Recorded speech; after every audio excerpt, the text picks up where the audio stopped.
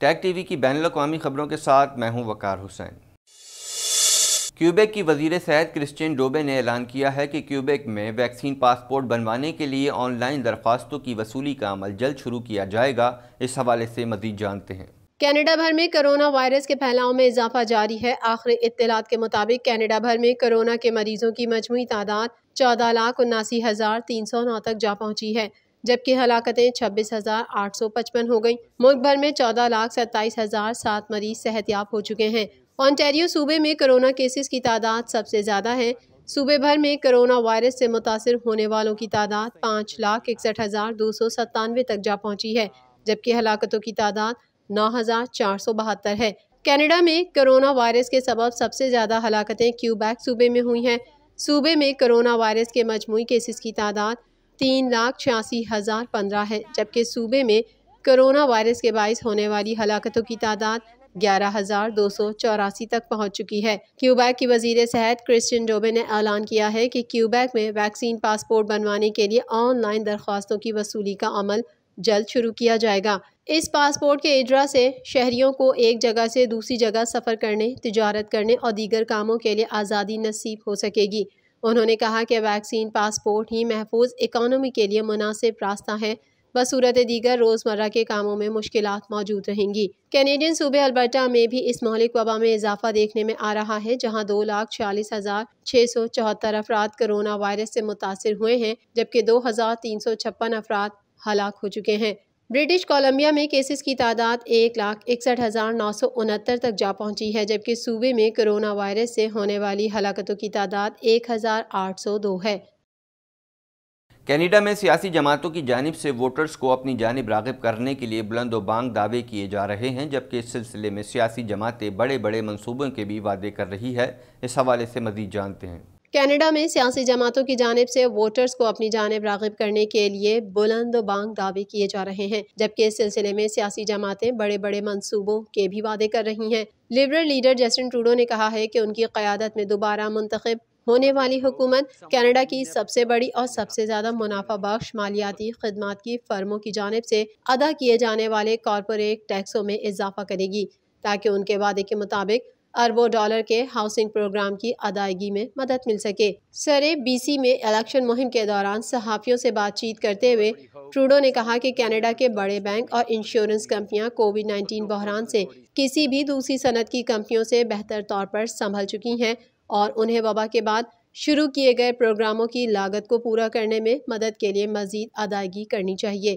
N D P رہنما جگمیت سنگھ کا کہنا ہے کہ وہ کینیڈینز کے سیل فون اور انٹرنیٹ بلوں کو کم کرنے کے لیے کام کریں گے۔ ان کا کہنا ہے کہ کینیڈینز دنیا میں سب سے زیادہ فیس ادا کرتے ہیں اور وہ سی آر ٹی سی کے ساتھ مل کر بڑی ٹیلی کمیونیکیشن کمپنیوں کو قیمتوں میں کمی اور عالمی اوسط سے کم فیس کی حد پر مجبور کریں گے۔ کنزرویٹو پارٹی کے رہنما ایرن اوٹول نے بدھ کے روز اعلان کیا ہے کہ کنزرویٹو حکومت صوبوں کے ساتھ مل کر ذہنی صحت میں سرمایہ کاری کرے گی اور انہیں ہر سال علاج کے حصول کے لیے اضافی 10 لاکھ کینیڈینز کے لیے کافی فنڈز منتقل کرے گی۔ اوٹول نے شماریات کینیڈا کے ایک سروے کے نتائج کا حوالہ دیا کہ ہر 5 میں سے ایک کینیڈین میں لاک ڈاؤن، سماجی تنہائی اور معاشی مشکلات کے 1 سال کے بعد ڈپریشن، اضطراب یا post traumatic stress dis order کے مثبت علامات کی موجودگی ثابت ہوئی ہے۔ طالبان کے لیے بھائی کا لفظ استعمال کرنے والی کینیڈین وزیر کی جانب سے وضاحتی بیان سامنے آ گیا۔ مزید احوال اس رپورٹ میں۔ طالبان کے لیے بھائی کا لفظ استعمال کرنے والی کینیڈین وزیر کی جانب سے وضاحتی بیان سامنے آ گیا ہے۔ مریم منصف کو اپنے اس بیان پر شدید تنقید کا سامنا کرنا پڑا۔ مریم منصف جو ایران میں پیدا ہوئی اور افغانستان میں پرورش پائی تھی، نے طالبان کے لیے براہ راست پیغام دیا تھا۔ کینیڈا کی خواتین اور صنفی مساوات کی وزیر کا کہنا ہے کہ بدھ کے روز ایک پریس کانفرنس کے دوران طالبان کو ہمارے بھائی کے طور پر ذکر کرنا ایک ثقافتی حوالہ ہے۔ مریم منصف جو ایران میں پیدا ہوئی اور افغانستان میں پرورش پائی تھی، نے طالبان کے لیے براہ راست پیغام دیا تھا۔ انہوں نے کہا کہ میں اپنے بھائیوں طالبان سے بات کرنا چاہتی ہوں۔ ہم آپ سے مطالبہ کرتے ہیں کہ افغانستان میں کسی بھی فرد کے ملک سے باہر محفوظ انخلا کو یقینی بنایا جائے۔ انہوں نے اپنے ساتھیوں کے ساتھ گفتگو کرتے ہوئے کہا کہ ہم آپ سے مطالبہ کرتے ہیں کہ تشدد، نسل کشی، فیمسائیڈ، ثقافتی عمارتوں سمیت بنیادی ڈھانچے کی تباہی کو فوری طور پر روکا جائے۔ بعد میں جب ان سے پوچھا گیا کہ کیا بھائیوں کی اصطلاح طالبان کے بارے میں حکومت کے نقطہ نظر میں نرمی کی عکاسی کرتی ہے تو انہوں نے جواب دیا، ایسا مشکل ہے۔ انہوں نے کہا کہ طالبان ایک دہشت گرد گروہ ہے اور اس کے باوجود وہ مسلمان ہونے کا دعویٰ کرتے ہیں۔ انہوں نے کہا کہ بھائیوں کا حوالہ یقیناً ایک ثقافتی حوالہ ہے، لیکن مجھے بالکل واضح کرنے دیں، ہم طالبان کی حمایت نہیں کرتے۔ ہم خوفزدہ ہیں کہ گزشتہ 20 سالوں کے دوران حاصل کردہ فوائد خطرے میں ہیں۔ کنزرویٹو رہنما ایرن اوٹول نے منصف کے تبصرے پر تنقید کی۔ انہوں نے کہا کہ ٹروڈو حکومت کی جانب سے استعمال کی جانے والی زبان مکمل طور پر ناقابل قبول ہے۔ ایئرپورٹ کے باہر ہونے والے 2 دھماکوں میں بچوں سمیت 13 افراد ہلاک جبکہ متعدد زخمی ہو چکے ہیں۔ امریکی محکمہ دفاع نے دھماکوں کی تصدیق کی ہے۔ پینٹاگون نے کابل دھماکوں کی تصدیق کرتے ہوئے کہا ہے کہ دہشت گردی کے اس واقعے میں عام افغان شہریوں سمیت امریکی بھی ہلاک ہوئے ہیں۔ طالبان کا کہنا ہے کہ ہمارے جنگجوؤں کو داعش سے خطرہ ہے، لیکن اس کے باوجود وہ اپنی جانوں کو خطرے میں ڈال رہے ہیں۔ ادھر وائٹ ہاؤس نے کابل دھماکے کے بارے میں امریکی صدر جو بائیڈن کو بریفنگ دی ہے۔ میڈیا رپورٹ میں کہا گیا ہے کہ دھماکے کی جگہ پر لاشوں کے ڈھیر پڑے ہیں، بڑی تعداد میں ہلاکتوں کا خدشہ ظاہر کیا جا رہا ہے۔ پینٹاگون کے ترجمان جان کربی نے سماجی رابطے کی ویب سائٹ پر ٹویٹ کرتے ہوئے کہا کہ کابل ایئرپورٹ کے ایبے گیٹ پر پہلا دھماکہ ہوا جس کے نتیجے میں متعدد امریکی فوجی اہلکار اور شہریوں کی ہلاکتیں ہوئیں، جبکہ دوسرا دھماکہ ایبے گیٹ کے قریب ہی بارون ہوٹل کے باہر ہوا۔ افغانستان میں کشیدگی کی موجودہ صورتحال کے پیش نظر نیٹو کے اہم ممالک نے اپنی شدید تشویش کا اظہار کیا ہے۔ مزید احوال اس رپورٹ میں۔ افغانستان میں کشیدگی کی موجودہ صورتحال کے پیش نظر نیٹو کے اہم ممالک نے اپنی شدید تشویش کا اظہار کیا ہے۔ انہوں نے خدشہ ظاہر کیا ہے کہ داعش دہشت گردی کی کارروائیاں کر سکتی ہے۔ اس حوالے سے امریکہ، برطانیہ اور آسٹریلیا نے دہشت گردانہ حملے کے شدید خطرے کی وارننگ دیتے ہوئے شہریوں کو فی الحال کابل ہوائی اڈے کا رخ نہ کرنے کا مشورہ دیا ہے۔ اس سے قبل بھی امریکی صدر نے داعش کی جانب سے حملے کا خدشہ ظاہر کیا تھا۔ نیٹو کے ایک رکن ملک کے سفارتکار نے خبر رساں ایجنسی سے بات چیت کرتے ہوئے کہا کہ طالبان نے ہوائی اڈے کے باہر سیکیورٹی کی یقین دہانی کرائی ہے، تاہم داعش کی جانب سے حملے کے خطرے کو نظر انداز نہیں کیا جا سکتا۔ اس وقت ہزاروں افغان اور غیر ملکی شہری افغانستان سے فرار ہونے کی امید میں کابل کے حامد کرزئی بین الاقوامی ہوائی اڈے کے ارد گرد گزشتہ کئی دنوں سے موجود ہیں۔ امریکہ نے لوگوں کو وہاں سے نکل جانے اور کسی محفوظ مقام پر منتقل ہو جانے کا مشورہ دیا ہے۔ برطانیہ اور آسٹریلیا نے ہوائی اڈے پر دہشت گردانہ حملے کا شدید خدشہ ظاہر کیا ہے۔ امریکہ نے نامعلوم خطرات کے مد نظر اپنے شہریوں کو ہوائی اڈے کا رخ نہ کرنے کا بھی مشورہ دیا۔ آسٹریلیا کے محکمہ خارجہ نے ایک بیان میں کہا ہے کہ دہشت گردوں کے حملے کا بہت بڑا خطرہ موجود ہے۔ اس نے لوگوں کو مشورہ دیا کہ کابل کے حامد کرزئی بین الاقوامی ہوائی اڈے کی جانب سفر نہ کریں۔ اگر آپ ہوائی اڈے کے علاقے میں ہیں تو وہاں سے محفوظ مقام پر چلے جائیں اور مزید ہدایات کا انتظار کریں۔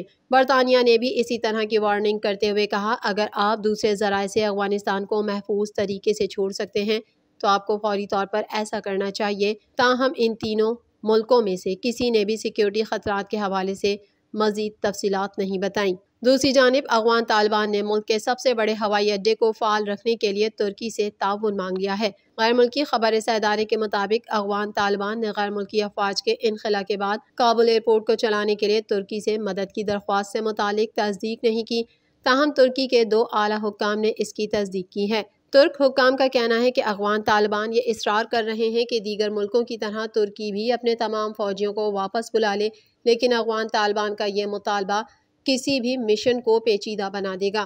افغانستان سے امریکی انخلا کے بعد طالبان کی درخواست کی منظوری یا اسے مسترد کرنا ایک مشکل فیصلہ ہے۔ افغان تعاون کی اپیل سے متعلق ایک اور ترک افسر نے کہا ہے کہ افغانستان سے تمام غیر ملکی افواج کے مکمل انخلا کی ڈیڈ لائن 31 اگست تک ہے۔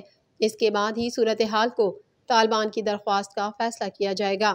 دوسری جانب کابل ایئرپورٹ پر اب بھی 5400 امریکی فوجی تعینات ہیں۔ کابل پر طالبان کے قبضے کے بعد سے غیر ملکیوں اور افغان شہریوں کا انخلا جاری ہے۔ امریکی فوج کے joint staff major general William Taylor نے ایک بریفنگ کے دوران بتایا کہ ایئرپورٹ سے اوسطاً ہر 39 منٹ بعد ایک طیارہ لوگوں کو لے جا رہا ہے۔ افغانستان کے دارالحکومت کابل سے ڈنمارک کے شہریوں کا انخلا مکمل ہو گیا، جبکہ پولینڈ اور نیدرلینڈ کا انخلا آج مکمل ہو جائے گا۔ ڈنمارک کے وزیر دفاع کا کہنا ہے کہ کابل ایئرپورٹ سے آخری پرواز کے ذریعے 90 افراد کا انخلاء کرایا گیا۔ انہوں نے یہ بھی کہا ہے کہ کابل ایئرپورٹ سے پرواز کرنا اب محفوظ نہیں رہا۔ پولینڈ کے وزیر اعظم نے ایک بیان میں کہا ہے کہ کابل ایئرپورٹ سے انخلاء کا آپریشن آج ختم ہو جائے گا۔ نیدرلینڈز کے حکام کا اس حوالے سے کہنا ہے کہ تکلیف دہ لمحہ ہے، کوششوں کے باوجود نیدرلینڈ جانے والے اہل افراد پیچھے رہ جائیں گے۔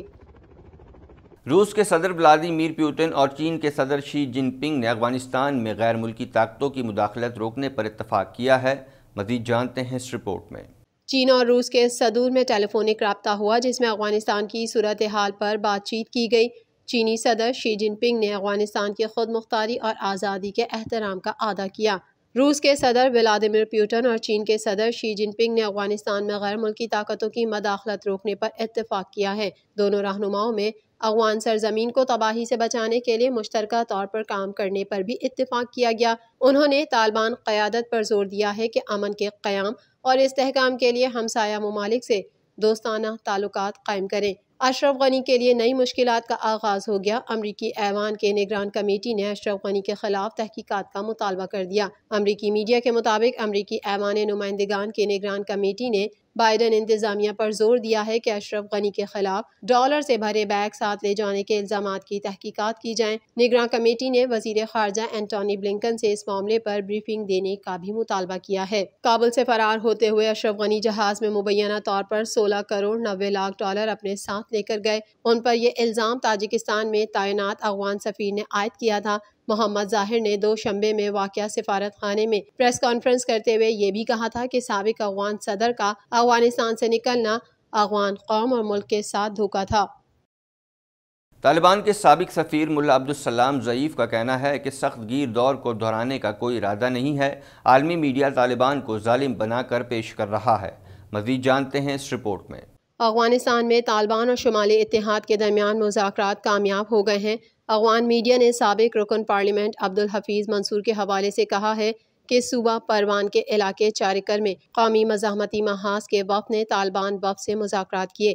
عبدالحفیظ منصور نے بتایا کہ مذاکرات کے دوران ماحول بہت اچھا تھا اور دونوں فریقوں نے ایک دوسرے پر حملے سے گریز اور امن کے لیے اپنی کوششیں جاری رکھنے پر اتفاق کیا ہے۔ طالبان کے سابق سفیر ملا عبدالسلام ضعیف کا کہنا ہے کہ سخت گیر دور کو دہرانے کا کوئی ارادہ نہیں۔ عالمی میڈیا طالبان کو ظالم بنا کر پیش کر رہا ہے۔ ملا عبدالسلام ضعیف کا کہنا ہے کہ افغانستان میں لوگ طالبان سے خوش ہیں، زندگی معمول کی طرف لوٹ چکی ہے، خواتین کی تعلیم جاری ہے اور وہ کام پر بھی جا سکتی ہیں۔ انہوں نے مزید کہا کہ کسی سے کوئی بدلہ نہیں لیا جا رہا، قانونی انداز میں کابل ایئرپورٹ جانے والوں کو روکا نہیں جا رہا، طالبان اپنے عہد کی پاسداری کر رہے ہیں۔ دوسری جانب افغان میڈیا کی جانب سے کہا گیا ہے کہ طالبان نے ایک رپورٹر اور کیمرہ مین پر کوریج کے دوران تشدد کیا۔ طلوع نیوز نے اپنی رپورٹ میں لکھا کہ ان کے رپورٹر اور کیمرہ مین کابل شہر کے حاجی یعقوب چوک پر بے روزگاری پر رپورٹ کی عکس بندی کر رہے تھے کہ طالبان آئے اور انہیں پیٹنا شروع کر دیا۔ انہوں نے میڈیا اسٹاف کو تھپڑ مارے اور اپنی بندوق سے بھی مارا۔ کرونا وائرس کے کیسز اور اس سے اموات کے اعتبار سے 10 سر فہرست ممالک میں 33 کروڑ سے زائد آبادی کا حامل امریکہ تاحال پہلے نمبر پر ہے، جہاں اس وائرس سے اب تک 6,49,680 افراد موت کے منہ میں پہنچ چکے ہیں۔ مزید جانتے ہیں اس رپورٹ میں۔ دنیا کا کوئی خطہ کرونا وائرس کی موذی وبا سے محفوظ نہیں، اس کے مریضوں اور اس کے باعث اموات میں مسلسل اضافہ جاری ہے۔ دنیا بھر میں کرونا وائرس سے متاثرہ افراد کی تعداد 21 کروڑ 47 لاکھ 66 ہزار 838 تک جا پہنچی ہے، جبکہ اس موذی وائرس سے اموات 44 لاکھ 77 ہزار 144 ہو گئیں، جبکہ 19 کروڑ 20 لاکھ 99 ہزار 987 کرونا مریض صحت یاب ہو چکے ہیں۔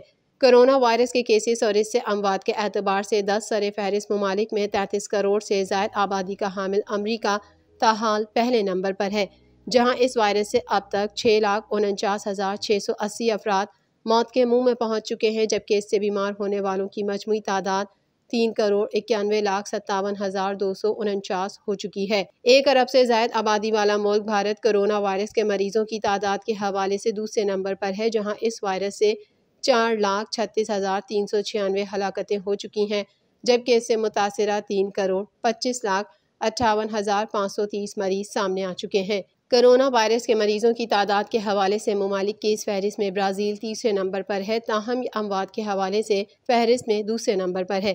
جہاں اس جان لیوا وائرس سے 5,76,730 ہلاکتیں ہو چکی ہیں، جبکہ اس کے متاثرہ مریضوں کی تعداد 2,06,45,537 ہو گئی۔ ترکی میں کرونا وائرس سے اموات 55,212 تک جا پہنچی ہیں، جبکہ کیسز 62,73,681 ہو چکے ہیں۔ سعودی عرب اسی فہرست میں 49ویں نمبر پر پہنچ چکا ہے، جہاں کرونا وائرس سے اب تک کل اموات 8,505 رپورٹ ہوئی ہیں، جبکہ مملکت میں کرونا مریضوں کی تعداد 5,43,028 تک جا پہنچی ہے۔